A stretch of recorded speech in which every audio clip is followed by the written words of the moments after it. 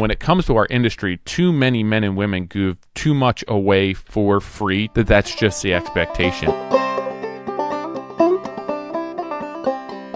What's up, everyone? Welcome back to Midweek Modern Craftsman, where today I'm going to dig into some real-world situations, some project inquiries, some leads, and how I work my way through them, focusing primarily on how to protect my time from the outset. And this is something that I think I learned just through experience, through confidence, right? It's not something that I would have done or said early on, but at this point in my career, I understand what my time's worth. I understand the value that I'm bringing through my experience, and I want to ensure that these clients who are reaching out understand that from the outset.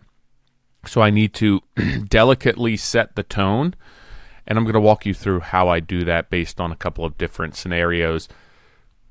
If you did not listen to the main podcast this week, give that a listen. Nick and I walked through 4 potential leads that we created and did some role-playing, and just how we reacted to those leads, how we vetted those leads, how we gauged them as far as how legitimate they were, if it was something that we wanted to take the next steps on. So I would definitely recommend listening to that, just all the information from those clients, what their needs were, and how they fit into our program as contractors. So somewhat of a similar scenario here, but I mostly want to focus on, as always, those smaller contractors where our time is so valuable, where we need to capture every hour of our time. If I go and look at a job for a client and I spend 2-3 hours doing that and I don't get that job, I'm losing considerable money in the grand scheme of things when you consider how many hours I can bill for in a year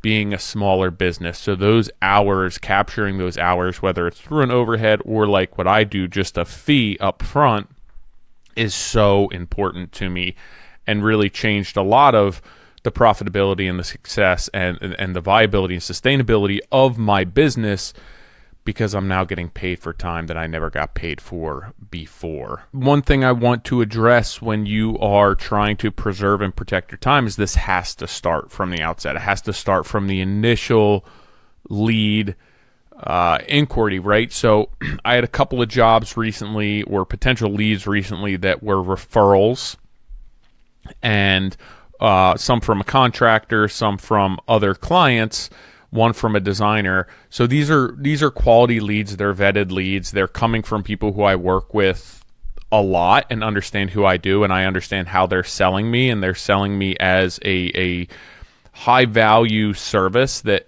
is probably not inexpensive, but if you want somebody that can handle this is a specialty contractor. So I understand these are, as far as leads go, these are qualified leads. They're vetted leads, but they're not getting off at this point as, hey, I'm going to come visit you and sit down with you and spend half a day with you for free at this point. So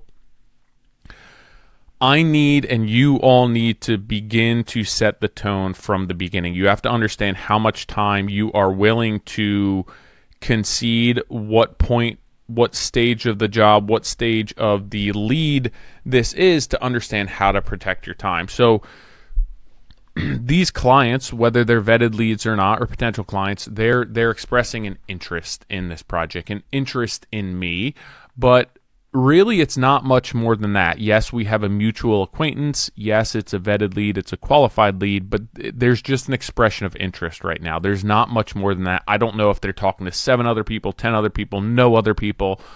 I don't have enough information right now. So I understand, as a business owner, as just somebody who exists within this space, most people are going to go to their house, they're going to check out the project, they're going to do stuff for free, they're going to visit them, look around, speak with them, start looking at specs, start looking at plans, start providing them ideas, and then probably give them some insight as to what their project entails, what the potential price may be. I'm just not willing to go that far at this point because I don't have enough information. That inquiry at this point really doesn't tell me any more than there has been an expression of interest. This doesn't mean that they have a budget. This doesn't mean that they have a timeline. This doesn't mean that there's really any authority there They are just expressing an interest in me potentially solving their problem. So I have to understand that. I do believe in giving and conceding some of my time up front. I live in residential construction world. That's just what people do. I just have to draw the line at how much time I'm willing to give away or concede for free. So here's what I am willing to do for free. And again, I believe in giving value up front, just not unlimited value, because if I provide you with all of my time and all of my knowledge and all of my experience initially, I'm really devaluing a lot of our industry, a lot of my experience, a lot of what I know. So I would rather hold that and ensure that this client is more serious about using us. So what I'm willing to do for free, hop on a phone call, read the email carefully, respond thoughtfully, ask high-level clarifying questions, explain how my process works, and set some expectations around scope, budget, and what the next steps would be, right? So what does this look like in real life, real terms? 10 or 15 minutes of my time. Probably not more than that. If I have to spend a half hour on this, it's too much for me. I'm not going to dig into drawings really very thoroughly. I'm not going to provide any takeoffs. I'm not going to touch base with subcontractors. There's going to be no pricing exercises. And this is not me being guarded. This is not me trying to hide anything. This is me understanding my professional expertise and that there is value associated with that, but I'm not going to give that away for free. I'll give a lot of that away for free to you guys and girls who are listening to this, who are people looking to better themselves. But when it comes to our industry, too many men and women give too much away for free to clients that's just the expectation. And there's so many hours each and every year that our industry is just conceding to clients who are wasting our time and who are never going to hire us. So I want all of you as small business owners to understand that and understand that you can provide value during these initial inquiries and interactions, but you don't have to give away much for free. So where does the line become unclear? When do you start working for free? Right? Where is that line in the sand? So for me, when I start reviewing plans in detail, when I start really analyzing, studying photos, site conditions, when I'm taking a ride out to the job and meeting with the clients and sitting down with the clients and interviewing the clients in person, when I begin to provide layout recommendations or ideas for the job, right, when somebody's asking us, can you tell us what you do differently? At that point, I'm giving my professional insight, knowledge, and experience, and there's a cost that's going to be associated with that. It's consulting, right? You're hiring me to consult on behalf of you and your project, and at that point, I need to be getting paid for it. When you start value engineering, that's another really great example. What if we didn't want to spend that much? What if we changed this, right? There's a lot of work that's involved with that, and you need to make sure that you're not providing that for free. So this is experience-based consulting. If your clients want more information than that, you are serving as a consultant on this job. That's part of our pre-construction process. Even if you don't have a pre-construction process, you have to understand that your knowledge, your experience is worth something, and you cannot provide that value by just giving something away for free. That cannot be the sell. That cannot be the differentiator for you. So if I need to open up drawings and really dig into them, if I need to think through sequencing, consider assemblies, begin to start calling multiple trades or run numbers, we are no longer in the inquiry mode or the inquiry aspect of that job. We are entering or fully within paid pre-construction or consulting, or just a simple, this is what it costs for me to come out and understand what your job looks like, right? So it just may be a one-time fee there. So how do I draw this line with clients that I haven't worked with potential leads that I may want to work with, without being defensive or without just sounding like an asshole or, right, this pompous arrogant contractor who doesn't have time for these clients.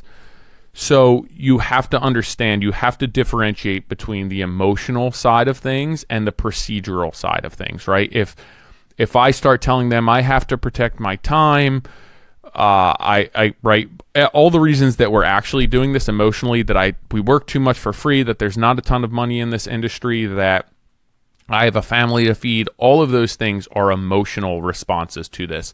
I want this to be more procedural and more objective than subjective, right? So an example of that, right, it comes down to the way that you're going to respond to the language. I'm happy to dig into that, but that level of analysis is part of our pre-construction process. The next step would be to engage in a pre-con.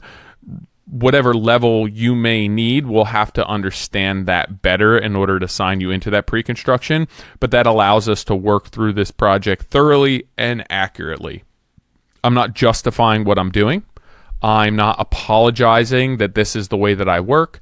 I'm not defensive. I'm just stating what's factual, right? I'm just being clear. I'm not saying no. I'm just saying, hey, this is all that I have at this point. In order to get to the next step, I need this information. So one of the leads that came in was for a leak on a small side door roof, but it's curved and it has a lead roof on it right now. It's an older home, so it's just, honestly, it's been let go too long. So there's a lot of work that's required to restore it or rebuild it. It's not just a simple shed roof that's attached to the side of a new construction house with vinyl siding, right? There's I don't know what's under it. It's an older home, so I would imagine that it's probably an old cedar clapboard. They put aluminum siding over it, and then there's this lead roof and this radius roof with a natural wood beadboard ceiling. So it's tired. It hasn't been maintained, but I don't know, is that leaking inside? I don't know what's under, what the flashing looks like on that aluminum siding. I don't understand just how extensive the damage is. I can see from some photos that I asked from them as far as where it's leaking, but I'm not sure if it's going inside. I'm not sure how that's tied into the building. Is it a structural clapboard with no sheathing that flashing is going to be an issue, right? That I have to pull the aluminum and then I have to pull the structural clapboard, and then I have to put blocking in to be able to tie our waterproofing in. I'm just not sure at this point, and it's a lot of exploratory work to understand what we need to fix in order to make this right. So the information that I provided, I asked a few questions, right? Are there any other porches or roofs that we're looking to match? Are you looking to maintain this design? What type of materials are you looking to use? What type of siding do I believe I'm seeing in these photos? And then also, are there any signs of water on the interior of this? So I'm asking some questions that give me an idea of where this job may go and how much it may actually expand past just face value of, hey, we're pulling a roof off the side of the house and we're putting one back on to match. Because a lot of times that's what clients and contractors think, but I'm trying to get ahead of that. I'm trying to understand how much is involved. So it's a tough one, right? It's a referral from a good designer who's a friend of mine. It's a unique job. It's a challenging job. There's potential for it to go to extend way past what I believe are the issues, being that it's degraded this much. But this is really all I can do at this point without getting eyes on this job, without meeting the clients. It's in an area where I work a lot. So with this job, I'm willing to stop by that job, just take a peek at things and get a better idea of what may or may not be happening based on seeing it in person. But really, that's where my free time's going to end. If this was an area where I don't work, I'd have to say, hey, at this point, like, I believe this is what is entailed with this project, but I don't really know until we dig into things. We're going to have to remove some trim, do some exploratory demo, understand what the current state of this job is before I give you much more information. With this job, it's a unique situation. I work in that area. I'm actually working around the corner, so I'm willing to just stop out and put eyes on it. That would be the next concession of my time.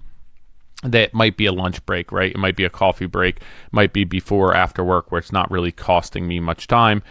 And it's going to show good faith on my behalf. But I'm not going to give much more than that away for free at this point. So why does this process, why does what I've done so far build trust with these clients and not lose work by saying, hey, I can't just come out here and give you a price for free?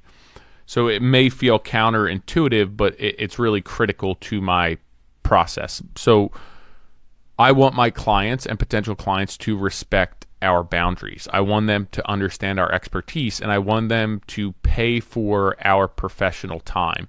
If I don't set the tone, if I start doing exploratory demo, if I meet them at the house, sit down with them, provide them with a line item budget, provide them with the scope of work and a price, and give them ideas as to what I think I would do, how we would tie the porch in, how we'd salvage the siding, how we may need to locate, all of this information. If I provide them with that, I'm devaluing my expertise and my service. I'm giving them all of these answers for free, which they may or may not have, but I don't need to do that in order to sell this job. I can sell this job without doing that. If this client is not happy with my process, there's other people out there who will do this for free, and I just have to understand that this is not the client for me. That's basically the people who are going to push back on this, right? They weren't aligned. They're never going to be aligned. Whether you are upfront with them from the initial email, phone call, text message, or you wait until 2 months from now to tell them, hey, we're not willing to work for free, they're not going to be okay with it. So I would rather get that out of the way up front, set those professional boundaries, make sure that they understand your process, create value in other ways through your comprehensive process that requires a significant investment of your time, rather than just saying, yeah, we'll give you all this information for free. Bring value in a different way. So it's going to filter the right client. It's going to bring them in. And it's also going to close the door kindly and politely and considerately on the wrong clients. And that's not losing work. That's saving energy. That's preserving resources. So think about this just as general email etiquette, phone call etiquette. It's about moving away from, let me see what I can do, let me see when I can get out here, and all of these directions where you are giving your time away for free, donating your time to these leads that really aren't jobs at this point, and it's affording you time and effort and workspace to be able to focus on the clients who really value what you do, which end up being better margins, better business. So another example of this recently is a referral from my plumber. So there's a job where a client wants, or potential client wants, a exhaust fan replaced in an existing home. So my plumber gave them my contact information. They reached out. I said, hey, can you send me some photos of the space? Give me an idea of what you're looking to do, and then go inside the unit and send me a spec on the unit and what unit you're thinking of replacing it with. So this is a lot of information, but I'm putting in the good faith. I'm putting in the work. I'm not going to their house at this point. And I'm creating some rapport and some trust with this client. It's still a low-level lift on my point. So I look at all this through my phone, and I say, at this point, I need to sit down at a computer. I need 10, 15 minutes to really digest what the path forward would be for this job. Not what this job's going to cost, not what it's going to entail, not what information I'm going to provide them for free. What's my process to move forward and take the next steps on this job? So at this point, I ask the client for the email address. When I'm in the office, I'll sit down and I'll give you my thoughts. So I just had time this morning to do that. I look at the photo. It's ducted with incorrect ductwork. I look at the unit that's in there that's not working. It's been discontinued. I pull up the specs on that unit online. I find the opening size, I figure out how it's ducted out, what type of options there are, and then I look at the unit that they want to install. I look at the amperage, right? Do we need a new circuit there, or is the existing circuit to be fine? How does it get ducted out? Will it fit in that cabinet? Is the cutout on the cabinet going to be too big or too small? Are we going to have to fabricate something else? I'm not going to provide the client with my answers how to get from point A to B. I'm just going to shed light on what may or may not be an issue. Basically, I said I had some time to sit down and review your situation. And I said, here are my thoughts, right? The new unit may fit in the cabinet, so that's good news. But the vent would need to be rerouted to the exterior. So it's not as much as just popping a new vent in there, hooking up, tying up the ductwork. The new unit vents differently. It vents at the top. It's bigger within the cabinet, so you're going to lose a lot of the cabinet, but it's going to have to be revented. And it's not as simple as just tying into the ductwork in there. One, the ductwork's wrong. Two, it's in a different location. So I don't know what the outside of the house looks like. It may be a bigger production than what is initially anticipated as just far as a vent hood swap. So I said basically the ductwork right now may need to get rerouted. You may need to run new ductwork. That may not be a bad thing because it's currently not code compliant, or what either manufacturer recommends for the range hood. So I then explained that the new setup would require venting out the top of the cabinet, which may require a soffit or additional trim work above the cabinet because it's not currently to the ceiling. And I'd also have to better understand what the exterior of the home looks like in that situation, right?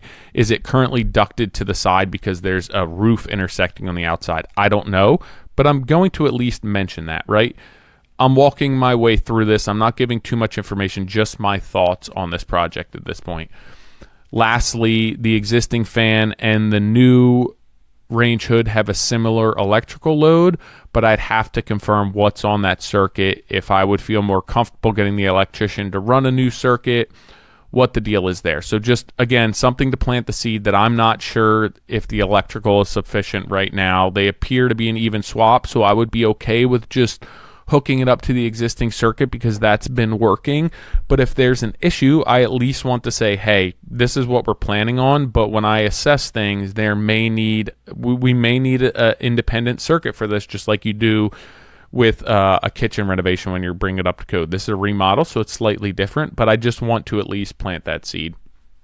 So at this point, I wrap up the email. Hopefully this sheds some light on this situation. I would have to come and spend an hour or two inspecting the area, assessing the existing setup to understand more. If you're interested in that, let me know and I'll determine how we should proceed. So at this point, I'm going to wait for a response to my email that I planted the seed as to how big this project may be and how much more it may entail than just simply pulling one vent hood out and putting a new vent hood into this cabinet.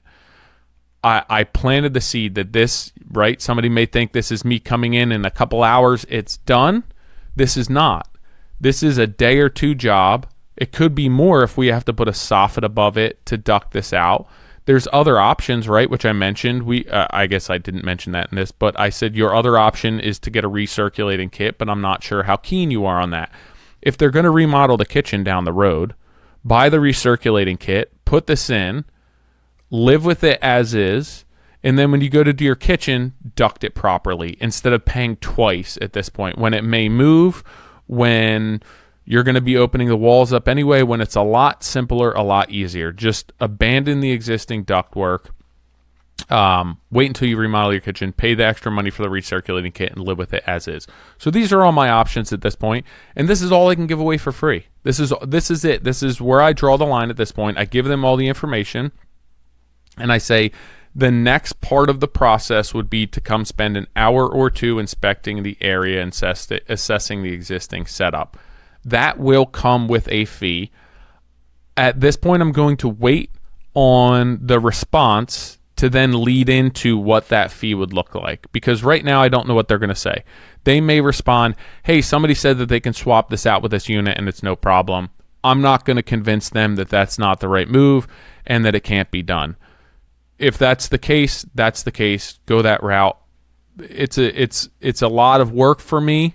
It's a referral from my plumber, but I'm not going to convince this client as to why they shouldn't do that. I'll let them make the decision based on all the information I provided them. So they may ghost me at this point, or they may go another route at this point, and I don't have to tell them right now that, yeah, this is what this is going to cost for me to come out to your house, because it's somewhat irrelevant now until I understand, yeah, we want to move forward. So at that point, when they say, yeah, I understand we want to move forward, they understand everything that this entails and that it's going to consume an hour or two of my time on site. So that also is going to be getting to their house and then getting home from their house. So once I get an answer from them, no, we're good, fair enough, move on to the next one. Okay, we're interested in setting something up for you to come visit the house. That's when I lead in with, this is what that fee would be, and this is what it would entail, and this is what it's going to cover in order to understand what has to be done. So I'm going to hold off on that, but that's the path forward. So now, instead of just giving all this information for free, instead of shooting myself in the foot, instead of saying, yeah, let me come out and look at this, I'm protecting my time, I'm preserving my resources, and I'm ensuring that I am creating value through my experience, through my professionalism, and not just by giving away my time for free. So those are two different examples of projects or potential leads that I'm going to treat differently, but I'm going to first assess the inquiry, assess where it came from, gauge the quality of that lead. They're both smaller jobs, but they're both right up my alley, something that I would do. It's nice fill-in work. The porch roof is something that's more complicated and would challenge me and would be fun for me. And it also has the potential, right, to expand into something that's more that these people really need help with in order to make right, and they need a professional to understand how to tie this into this existing older house that may or may not have water damage, may or may not have mold in the walls. They need a professional to understand how to deal with that. So these are right up my alley, but I'm not using these inquiries for anything more, and my responses to these inquiries, I'm not using that as anything more than just creating a path forward, and whatever that path forward looks like. And that path forward is not me giving away my time for free. All I'm doing is I'm sculpting this conversation to create a path forward that works for me and my business and preserves my time and brings value by another means other than concessions. So that's what I want all of you guys and girls to think about is your process and how you're fielding these inquiries need to lead you through a path forward that works for you and that's not just giving away time for free. Yeah, I'm willing to give some time away for free. I'm willing to go look at this one job. I'm not willing to go look at the other job. I'm willing to pull up some specs and quickly look 10, 15 minutes.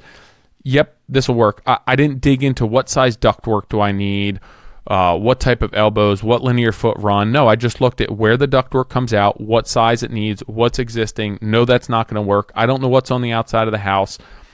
I spent a quick 10, 15 minutes and I wrapped my head around not what's my answer to your problem, but what's my path forward to solve your problem. Because I don't know what my answer to your problem is yet. I don't know if you want me to answer your problem for you. You might already have somebody who's going to answer your problem for you that fits your needs better than me. So I'm going to tell you, if you want me to solve your problem for you, here's the path forward that works for me. And I want all of you to find a way to do that. Don't focus on anything else. Focus on gauging the quality of that lead and then finding a path forward that works for you to solve your client's needs. And when you start doing that, you're going to bring a lot of value to these conversations and these inquiries that are going to be paid. And if they're not going to be paid, that's okay. Find somebody who's willing to pay for your time and for your expertise. Because at the end of the day, I don't want somebody working on my stuff for free where they're frustrated and they're not doing their best job and they're taking shortcuts because they didn't account for all of these things. And it's another job where they're not getting paid and it's more than what they entailed and they're working for free and they're just going to get it done and they don't care. I don't want that on my home. I don't want that for my customers. So I want to make sure that I'm protecting them. I'm protecting my time and my resources. Hopefully this was helpful for all of you. As always, I appreciate all the emails, the inquiries, the consulting calls. I'm over on Build Bar now setting up consultations, which is a little bit more convenient for me. We do it all right on the Build Bar website. So if you're interested in that, you can, one, send me an email and figure out, I could tell you exactly how to get on to buildbar.com and schedule something, but it is build-bar.com. You can go on there. You can find me on there and you can schedule something. Right now I have Tuesdays open on there. I do have some availability outside of that. So I would recommend shooting me an email, tyler@trghomeconcepts.com, if that Tuesday time slot doesn't work for you. And I'll find something else that works for you and we can book it through the website. I can open up my calendar at that point for that slot and have you book it. But if you're interested, I probably had a half a dozen or so people reach out recently, new clients looking to book some stuff. So if you're interested, it's first come, first serve. I'm doing 1 or 2 per week. Existing clients, then I'm sending all my new clients to Build Bar because it's more convenient for me to go there. The system's all set up, the platform's all set up, so it works really well. So if you're interested, you can check out buildbar.com or tyler@trghomeconcepts.com. Also, sign up for the newsletter, moderncraftsman.co. We are recently taking all of our show notes and they are free downloads for people who are on the newsletter, as well as a ton of other free information. We gave out free NAHB passes. We're giving out free documents for pre-construction. There's just a ton of resources there. You want to be on that newsletter. You want to get what we are offering there. So moderncraftsman.co, sign up for the newsletter. As always, I appreciate everyone hanging around, all the questions, all the support. Hopefully this was helpful for you, and I will catch you all next week.